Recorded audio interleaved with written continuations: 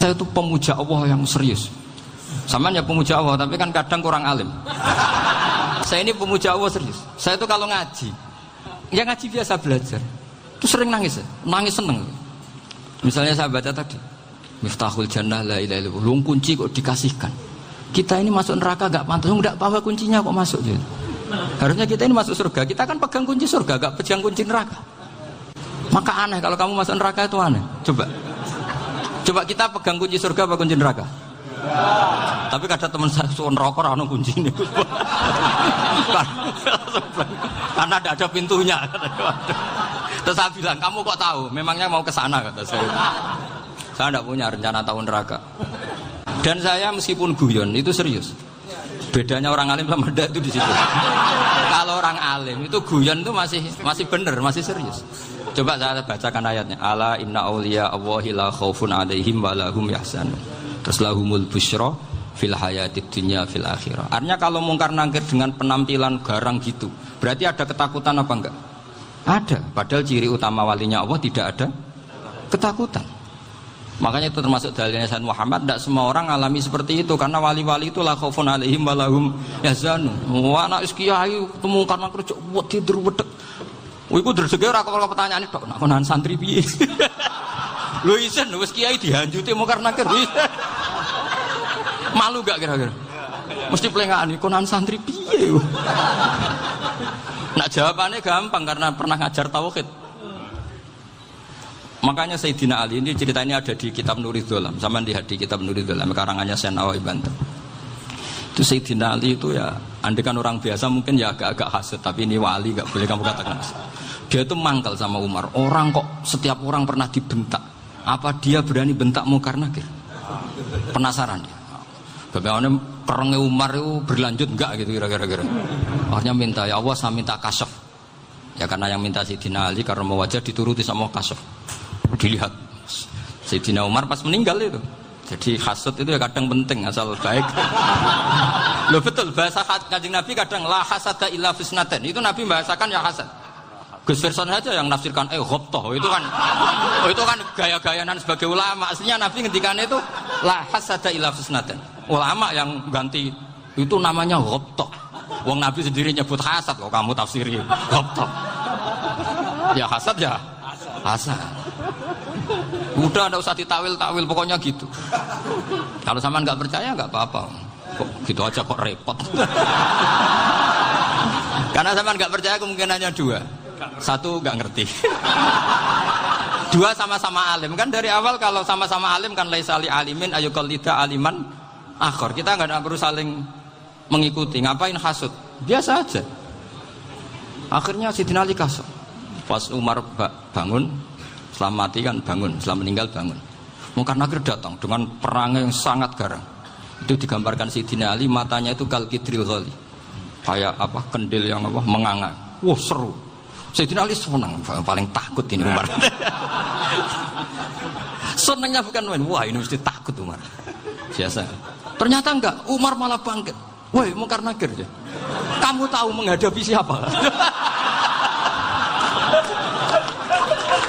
Itu betul ini. Kamu itu menghadapi temannya ahabbal khalqi ilallah. Yang diandalkan temannya bukan dia. Kamu tahu yang kamu hadapi, saya ini teman kekasihnya Allah. Jadi boleh kamu mengandalkan Mbak Virjon. Tapi nanti resikonya mungkar nakir tanya, itu Virjon siapa? Wah itu masalah kan. Makanya syaratnya wali itu harus ma'rufun fis sama. Di langit sudah populer. Makanya dulu ada orang yang saking seninya Abdul Qadir ditanya apa saja jamnya Abdul Qadir Al-Jilani itu aman karena beliau populer. Makanya program kita harus populer dulu di langit. Nah, itu nanti kalau dicatut oleh santri-santri nggak apa-apa. Kalau nggak populer nanti dicatat itu siapa? Masalah ini. Umar itu yang dibanggakan itu, kamu tahu saya siapa? Ya enggak tahu, saya ini temannya kekasihnya Allah. Temannya Muhammad, iya Muhammad Rasul. Wah mikir, waduh, repot. Loh di dunia aja gitu kan, temannya presiden, temannya panglima, apalagi ini temannya Sayyidul Awalin wal akhirin. Di dunia aja bilang temannya presiden, menteri, orang sudah takut, apalagi ini temannya Sayyidul Awalin. Hanya mungkar nakir terus konfirmasi sama Allah, gimana ya Allah ini ngadepi. Sebetulnya yang diandalkan itu temannya, bukan dia. Wah, akhirnya sama Allah dibilang, ya bu, ya sama seorang seperti itu bu yang sopan. Terus semenjak itu mungkar nakir itu nggak selalu berpenampilan seperti itu, sangat. Jadi semoga itu konsisten sampai nanti. Jadi kamu kalau ingin nggak takut mungkar nakir, jadi wali dulu. Karena syaratnya tadi hanya wali sing la khaufun alaihim wa lahum yahzanun lahumul busyra fil hayatid dunya fil akhir. Jadi orang itu kalau ngaji itu harus khatam. Jangan semuanya kena pertanyaan. Dan kalau semuanya kena pertanyaan nanti repot. Kalau Nabi Muhammad ditanya waman Nabi juga. Nabimu siapa? Lu kan terus jadi aneh. Jadi makanya ngendikane Sayyid Muhammad semua ulama lah, enggak ada am kecuali ditaksis. Kecuali sifatnya Allah. Misalnya bikulli syai'in alim, ya benar-benar bikulli syai'in alim. Tapi kalau am semuanya pasti ada taksis. Meskipun dalam muhawarah muhadasah biasa.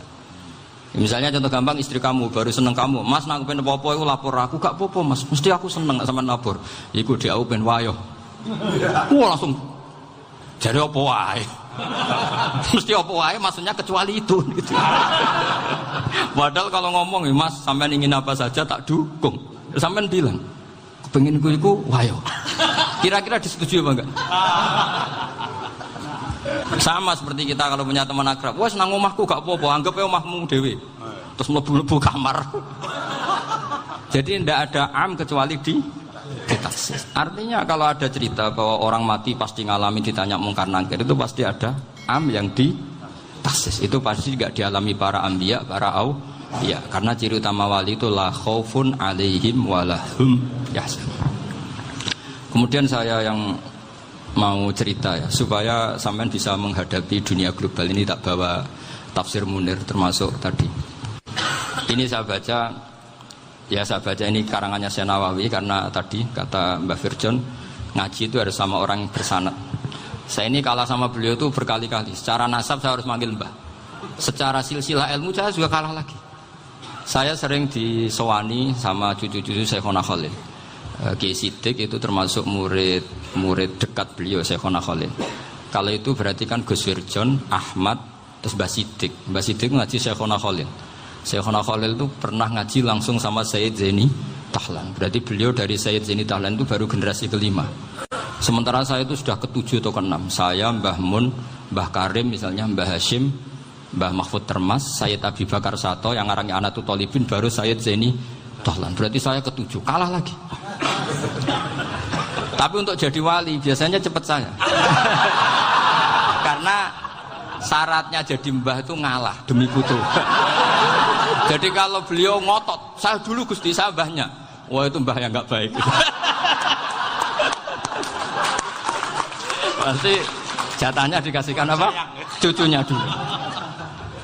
Makanya Abdul Muthalib itu orang yang dapat wangsit, tapi yang jadi nabi itu cucunya. Jadi dalil saya banyak. Sebenarnya Abdul Muthalib itu sudah sering dapat wangsit. Karena saya bahasakan wahyu, Nabi yang protes, enggak nabi kok dapat wahyu. Tapi sebetulnya Abdul Muthalib itu masyhur. Kalimat-kalimatnya menunjukkan bahwa beliau itu sudah dapat wahyu kalau nanti cucunya itu jadi nabi. Makanya senangnya bukan main Abdul Muthalib sama Rasulullah. Putu seneng, mbah seneng putu. Jadi mungkin, jadi sampean enggak usah protes loh. Yang jadi wali kok cucunya. Dulu betul. Dulu Mbah Hamid Pasuruan itu kalau Mbah Ahmad Siddiq ke sana, Mbah Hamid Pasuruan kalau manggil Mbah Ahmad Siddiq itu paman. Tapi pamannya minta ijazah ke ponakan. Apa ya gara-gara itu memang. Kalau itu masih berlaku, apa? Ngalah tadi. Kayaknya masih, apa? Hawane masih. Hawane masih. Karena melihat tren-tren langit masih gitu kayaknya masih. Masih itu. Ya. Tapi mbahnya tetap dapat jatah, tenang saja nanti. Tapi memang sebaiknya mbah itu legowo. Rasulullah Muhammad SAW itu terkenal min dzurriyyati Ibrahim. Tapi kata Rasulullah, ana dakwatu Ibrahim wa bisyaratu Isa. Aku nganti ngene iki barokah dongane Nabi siapa? Ibrahim. Jadi dongane Nabi Ibrahim nggih tiba teng putu. Jadi banyak bukti bahwa jatuhnya ke putu gitu. Tadi saya di kamar sama beliau berduaan. Nih Mbah sing dadi wali di sini, aku webah. Cocokan tadi. Nah kenapa saya akhir-akhir ini gulirkan daftar wali? Kenapa? Saya ini resah ya, orang sudah ingin dicintai pejabat, dicintai tetangga, dicintai teman. Tapi kadang-kadang orang lupa lagi dicintai apa. Makanya saya meskipun guyon, tapi ini amdan, bukan sahwan. Supaya orang punya cita-cita lagi jadi wali, ingin dicintai Allah. Kita ini terlalu lama ingin dicintai makhluk. Mbok ya naik kelas sedikit lah. Ingin dicintai Allah Subhanahu wa Ta'ala. Meskipun saya guyon, tapi tadi guyon saya tuh lebih serius ketimbang serius Anda. Karena tak pikir. Saya tuh kalau pergi itu seneng ngebis, bukan karena saya tidak punya mobil, tapi saya sering mau butuh itu supaya gak diganggu. Karena saya tuh harus punya waktu sendiri. Kalau bis kan ketemu orang gak kenal, tapi sekarang ya gak susah, banyak yang kenal. Dan susahnya lagi gak minta ijazah, minta foto. Repot tuh.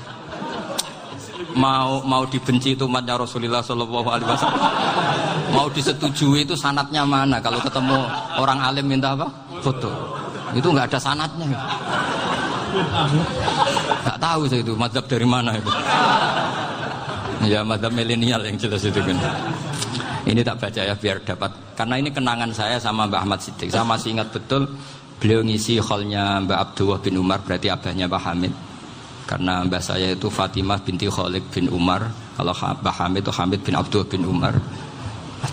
Itu saya masih ingat betul zaman itu Mbah Hamid siap hall di Lasem itu rawuh dan saya derek mbah saya karena masih misanan datang ke Lasem. Itu beliau pas itu ngisi sama Mbah Mun. Mbah Mun masih muda, Ki Ahmad Siddiq sepuh senior. Itu beliau cerita bahwa dulu ketika Indonesia dijajah Jepang itu para kiai mimpi dibacakan ayat Ghulibatir Rum fi adnal ardi wa hum min ba'di ghalabihim salim. Terus ada kiai yang tanya, takwilannya gimana? Ya nanti Jepang pulang bukan karena kita yang mengalahkan, tapi Jepang ada yang mengalahkan sendiri meskipun tidak kita. Kayak dulu Faris tidak dikalahkan Islam tapi dikalahkan Romawi, tapi yang senang umat Islam. Wa yauma idzi yafrahul mu'min. Itu luar biasa ulama-ulama kita. Delalah kejadiannya Indonesia seperti itu. Yaitu kita tidak mengalahkan Jepang, tapi Jepang pulang sendiri karena dikalahkan apa? Sekutu. Ya ini saya baca. Ini tidak usah dicek bacanya benar apa enggak. Sudah aman apa? Aman. Karena kalau saya salah itu ya sengaja. Artinya ya sengaja saja. Ya biasa maksudnya. Saya kemarin ngisi di Pondok Peloso, di Pondok Al Munawir Jogja.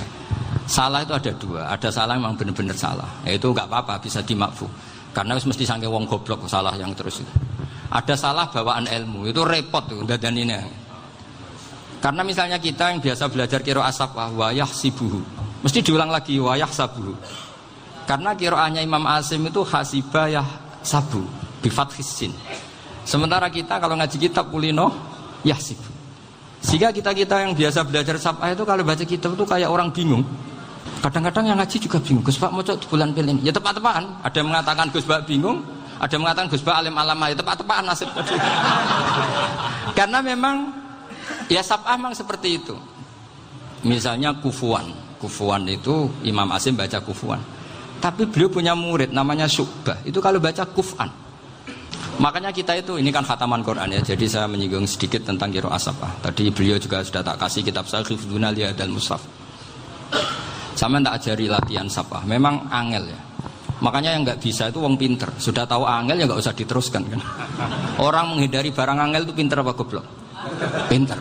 Berarti wong goblok pinter. Saya tuh makanya sama orang goblok tuh respect. Jadi orang alim tuh angel apa gampang? Angel. Menghindari barang angel pinter apa goblok? Loh, orang menghindari barang angel pinter apa goblok? Pinter. Berarti wong goblok pinter. Jadi saya sama orang-orang goblok itu respect. Sudah tahu jadi orang alim angel ya barang angel ya harus dihindari. Makanya saya ini insya Allah umatnya Nabi yang termasuk yang terbaik. Amin.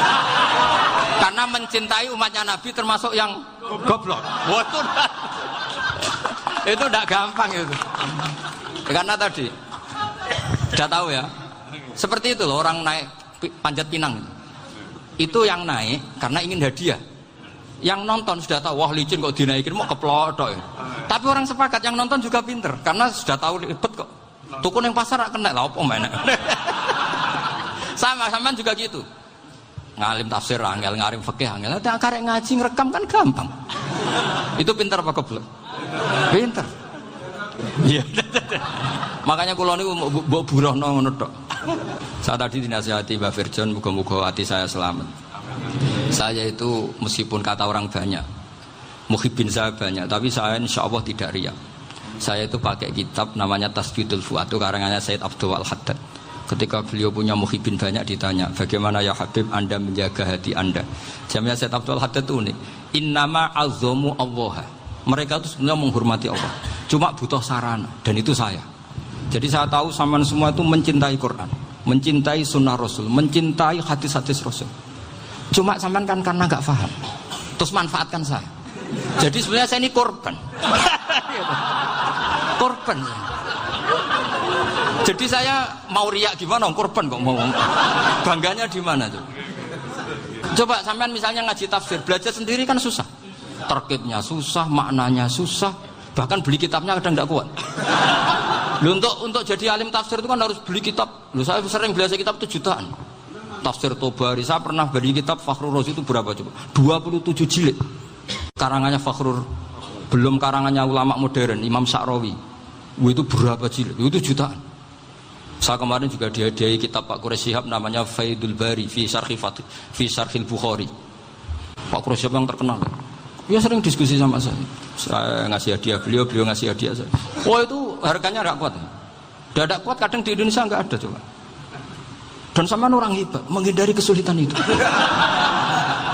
Nah, kesulitan itu sebab ngaji ikut, kalau nggak paham dirukokno rekamannya sudah gitu. Pinter mana sampean sama saya? Pinter sampean kan? Bikin sosis susah, beli aja kok repot kan. Nah, makanya nggak boleh orang bilang, wah itu goblok reso tafsir itu wong pinter. Makanya nanti kalau saya ketemu Nabi tidak termasuk orang yang mentahkir orang Islam. Kafa bil mari isman ayah kira akhahul muslim. Jadi cukup orang itu dosa kalau menyepelekan orang Islam. Termasuk darani sampean goblok itu dosa. Caranya nggak darani goblok ya tadi di logika tadi. Alim itu angel. Ngendari angel itu pinter. Berarti wong bodoh. Pinter ya sudah gitu. Tapi tetap bodoh. Tapi ini satu cara untuk saya respect gitu. Coba orang yang ngaji tafsir saya banyak, mungkin ribuan. Itu sebetulnya mencintai Quran. Karena Quran adalah kitab suci yang panduannya umat Islam. Sangat mencintai Quran. Terus kemudian mereka nggak paham. Terus mencari orang yang memahamkan. Burohno lah cara jawabannya ini. Terus keren saya itu di mana coba? Lah terus mereka kurang ajarnya gini, kalau paham itu ya alhamdulillah paham.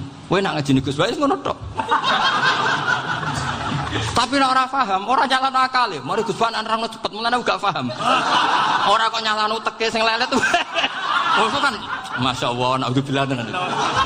Sebetulnya tingkat kurang ajarnya tinggi Gus sebenarnya. Jadi kalau nggak paham itu kadang nggak nyalahno uteke. Kayak mau misalnya, mau mari mikir aja jelas. Padahal misalnya jelas orang mesti paham, bodoh. Paham? Jadi kata Said Abdul Haddad, innama azzamu Allah. Sebenarnya mereka itu sangat menghormati Allah. Makanya kita nggak perlu mengatakan wasilah itu kafir, nggak akan. Karena orang tawasul sama Rasulullah itu ingin dapat ridhonya Allah lewat orang yang dicintai Allah. Kita mencintai wali sebenarnya, wah itu kekasih Allah. Kita mencintai itu karena mencintai Allah. Sama seperti gini. Kamu mencintai kangkung apa enggak? Sebenarnya sama sekali enggak. Tapi kamu ingin sehat, ada asupan gizi. Kamu ingin tubuh kamu sehat, butuh asupan gizi. Kemudian kamu makan kangkung. Apa terus kamu cinta kangkung kan enggak? Cinta kesehatan kamu sama. Orang yang mencintai saya sebenarnya ingin kepuasan rohani. Saya kan termasuk kiai yang torekonya gampang. Ini swarga kan akhirnya penggemarnya banyak. Coba kalau kamu ini neraka. Jadi sebetulnya Anda mencintai kepuasan Anda sendiri. Nah, saya ini korban. Makanya untuk masuk surga cepat saya. Korban itu cepat. Da'watul mazlum la turaddu kan gitu. Laisa bainahu wa bainallah hijab. Jadi saya kalau dongo langsung seret langit. Karena mazlum. Saya sinau tafsir, coba sampean bayangkan ada tafsir itu sudah 27 jilid. Sing ngarang Fakhrul Razi itu bulatnya bukan main. Karena dia ahli filsafat. Bulatnya Masya Allah. Sudah gitu sinau Jalalain kadang dikomen oleh Sawi. Sudah kita percaya Jalalain dibuli Sawi. Percaya Sawi dikandani, oh iku Maliki Rasafi, oh ribet. Sudah gitu sinau Qurtubi, sinau tafsir Tobari itu susahnya. Belinya susah, belajarnya susah. Padahal saya punya keluarga, punya istri, punya anak. Bayangkan kalau istri saya rewel kayak istri sampean. Wah itu, tapi alhamdulillah enggak. Sama sekali enggak. Allah sudah milihkan, wah ini bahaya kalau punya istri rewel. Imam Sibawai itu kitabnya banyak, tapi yang terbukukan hanya kitab Sibawai. Karena beliau kalau sudah belajar lupa istri. Hanya pas beliau di pasar, kitabnya dibakar semua sama istrinya. Karena dianggap saingannya. Ternyata yang dicerai tidak kitabnya, malah istrinya. Itu Imam siapa? Sibawai. Tapi alhamdulillah kitab saya nggak terbakar, aman. Saya teruskan ya. Jadi untuk menjaga riya dilatih innama azzamu Allah. Sebenarnya mereka itu menghormati Allah. Sehingga wasail-wasail itu sebenarnya nggak pernah jadi subjek pelaku utama, enggak. Tetap Allah. Sebab itu kata Sayyid Muhammad, kamu kok mengatakan wasilah itu kafir itu gimana? Ketika innallaha qad ba'atsa lakum taluta malika. Talut itu ya manusia. PD-nya itu apa? Inna ayata mulkihi ayyatiyakumut tabut fihi sakinatum mir rabbikum wa baqiyatum mimma taraka alu Musa wa alu Haruna tahmiluhul malaikah. Jadi beliau PD itu kalau bawa sunduk semacam peti sakti, sing di situ ada baqiyatum mimma taraka alu Musa wa alu Haruna tahmiluhul malaikah. Ya kayak semacam jimat, tapi saya bukan mensyariatkan jimat enggak, karena nanti banyak penjual yang pembohong juga gitu loh.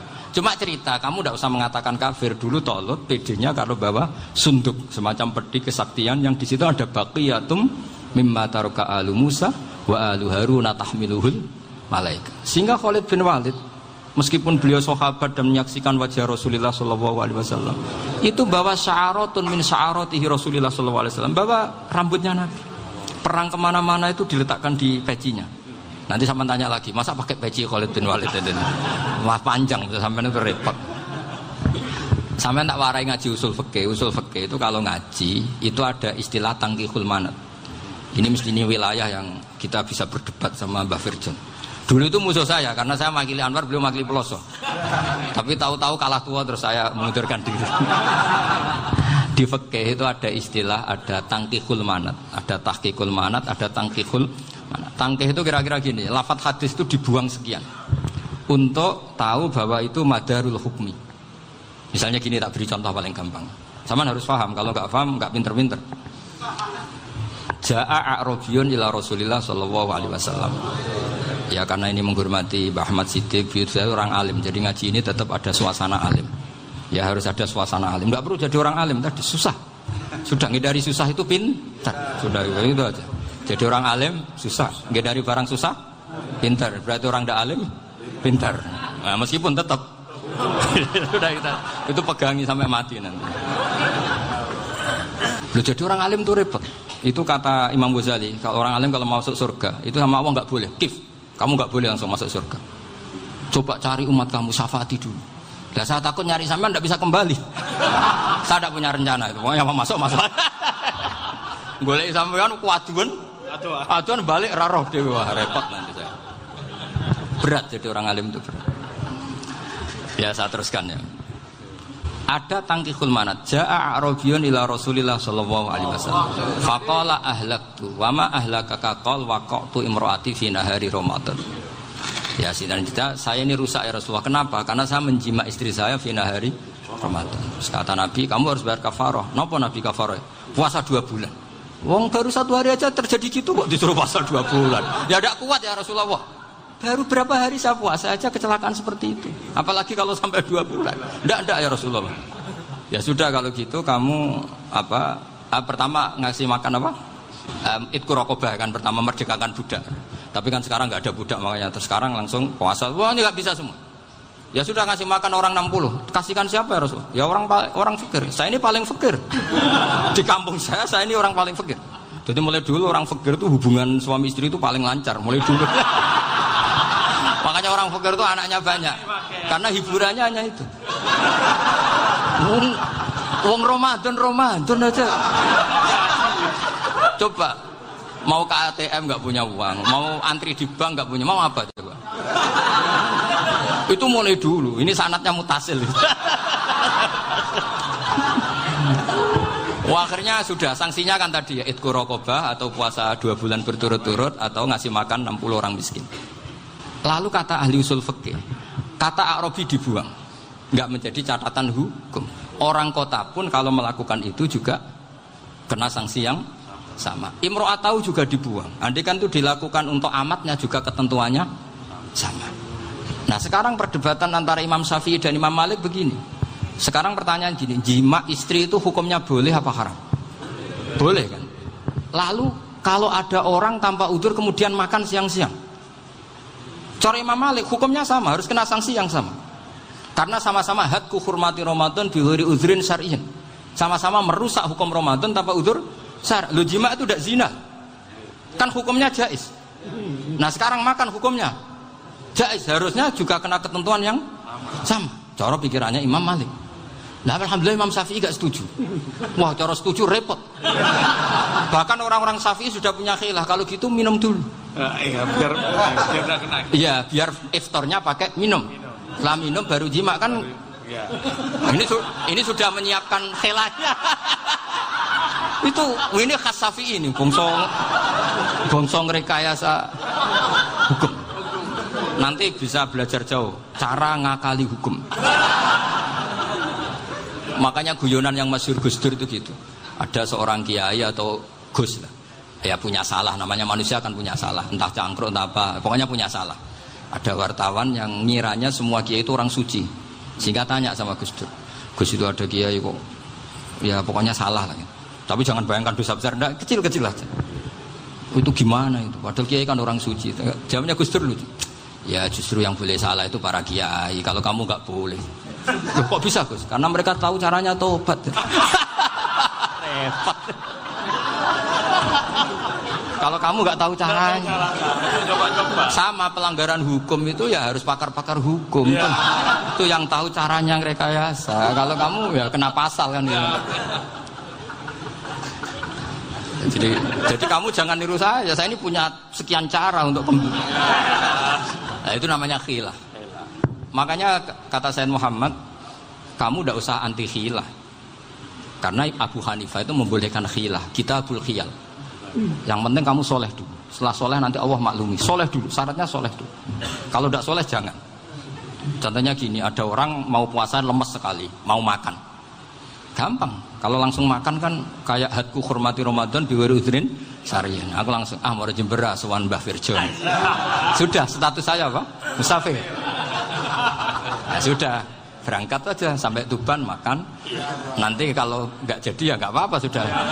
Kan mulai pergi sudah musafir. Saya tidak tahu nanti malaikat tertarik gebuki nggak tahu. Tapi itu ada khilafnya, asal soleh. Karena kata Sayyid Muhammad dan semua kitab mengatakan itu. Kalau sama nggak tahu ya kebablasan. Nabi Ayub, Nabi yang terkenal gudikan itu siapa? Ayub ya. Nah, itu yang Israiliyatnya akan seru lah. Gudikan dikukur bek kreweng itu terlalu lah kalau itu. Untuk kreweng konti ning Arab ora ono kreweng itu sudah masalah itu. Singkat cerita, Nabi Ayub ketika diasingkan kaumnya itu kan nggak punya sumber makanan. Lah orang lelaki itu mulai dulu egois. Istrinya Nabi Ayub itu cantik sekali. Udah cantik, rambutnya bagus. Makanya kamu nggak usah tanya kenapa istrinya kayak banyak yang cantik. Ya, nah warasatul anbiya, nggak boleh gitu. Kalau nggak cantik ya warasatul anbiya dari segi balak. Istrinya Nabi itu semuanya cantik. Nggak usah tanya sebabnya apa, pokoknya gitu, semuanya cantik. Singkat cerita, beberapa kali istrinya Nabi Ayub itu kerja demi bisa nafkahi Nabi siapa? Suatu saat itu tidak ada pekerjaan yang cukup untuk beli roti. Satu-satunya peluang dapat rezeki itu putrinya raja itu rambutnya berondoli. Terus ada sayembara siapa yang rambutnya bagus mau dibeli. Sampai rambutnya istrinya Nabi Ayub itu dijual. Nabi Ayub tersinggung karena itu mengurangi kecantikan. Jadi lelaki mulai dulu gitu. Udah nggak urun kalau istrinya nggak cantik itu komplain. Itu khasnya lelaki. Jadi kalau kamu gitu ada sanadnya juga, tenang saja ya. Komplain ya pegawaian itu. Saking mangkelnya Nabi Ayub, terus ngendikan la adriban naki mi'ata sautin. Kamu akan saya pukuli dengan mi'ata sautin atau dengan 100 cambukan. Atau mi'ata dikhtin atau mi'ata apalah sesuai konteks zaman itu. Engko namuni pecut tuku konti kok ribet lagi. Singkat cerita, akhirnya ketahuan bahwa istrinya menjual itu demi Nabi Ayub. Allah nggak ridho kalau kekasihnya yaitu istrinya Nabi Ayub wis perjuangan kayak gitu malah kena hukuman. Tapi Allah juga nggak ingin kekasihnya yang bernama Ayub melanggar sumpah. Padahal beliau sudah sumpah, wallahi demi Allah nanti tak pukul dengan 100 kali. 100 kali dengan lidi lah misalnya, contoh yang gampang tuh lidi. Akhirnya sama Allah dikasih satu solusi. Wa khud biyadika dikhsan fadrib bihi wala tahnas. Ya sudah, lidi itu ikat jumlahnya 100. Terus pukul sekali saja. Anggap saja sudah 100. Iku pangeran sing wari ngakali ngono iku pangeran. Tapi syaratnya soleh. Syaratnya soleh. Jadi kalau kamu anti khilaf berarti anti ajarannya Allah di ayat itu. Wa khud biyadika dikhsan fadrib bihi wala tahnas. Itu dulu ada, ini cerita di Ithaf. Ini cerita terakhir, ini sudah, sama jangan nama sudah. Terus pengumuman tadi, yang nggak pernah sepuh ngutang saya itu haram. Karena tadi saya punya kewajiban di rumah yang bisa menggugurkan ya kewajiban yang lebih besar. Lebih besar itu ya tadi, bisa pernah guru, pernah sepuh. Yang jelas gak umur. Umur sampean menangkap itu. Tua-tua serepet itu. Ada raja itu ganteng kaya, senengannya nikah perawan cantik. Itu semua kampung mesti kenal. Mungkin digilir atau gimana pokoknya. Suatu saat ada pemuda suka sama perempuan yang di kampungnya, cantik sekali. Kemudian pemuda ini ternyata pekerja di kerajaan itu. Tiap hari ditanya, wah itu yang di kampung yang cantik siapa? Mau saya nikahin gini. Wah bahaya ini saingannya raja. Jadi yang dibidik pemuda tadi itu saingannya. Si raja ini orang yang namanya raja kan gengsinya tinggi. Kaifatang kihuha wa qad ra'aitu qad qabbalaha rajulun. Kobok nikah piye? Saya itu pernah melihat dicium lelaki. Wah, gak mau. Gak gelem wis kadung ditambung lan wa qad qabbalaha rajulun. Saya pernah melihat sendiri qabbalaha rajulun, dicium oleh lelaki. Wah, sudah gak minat raja langsung gak keren. Suatu saat pemuda tadi nikahi perempuan itu. Rajanya marah-marah, kamu lelaki gak punya harga diri gini. Gak punya selera, gak punya harga diri, sudah pernah dicium orang kok tetap dinikah. Terus bilang ke raja, ta'rif manir rajul, lelaki itu siapa? Abuha. Kamu tahu lelaki itu siapa? Sopo? Abuha. Bapaknya. Saya kan hanya bilang rajulun. Pernah dicium lelaki. Lah pikirannya raja itu lelaki ya kue-kue ngene iki. Tapi butuhnya canom mau rojo ben gak sido itu aja tuh. Baru kayak digulirkan gitu wakot kebalah rojulun. Wah nggak mau. Setelah itu suatu saat pegawainya tadi nikahi perempuan. Kamu nggak punya harga diri gini. Kamu tahu mandir rojul apa abuha? Wah nak ngono aku gak poho.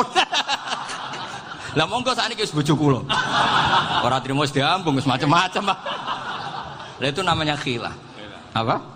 Khilah. Kalau di Balaghah disebut tauriyah atau apalah. Tapi saya tidak ngajari sampean seperti itu. Sudah pinter sebelum saya ajarin. Bangsa ngakali kan sudah pinter. Saya kira demikian.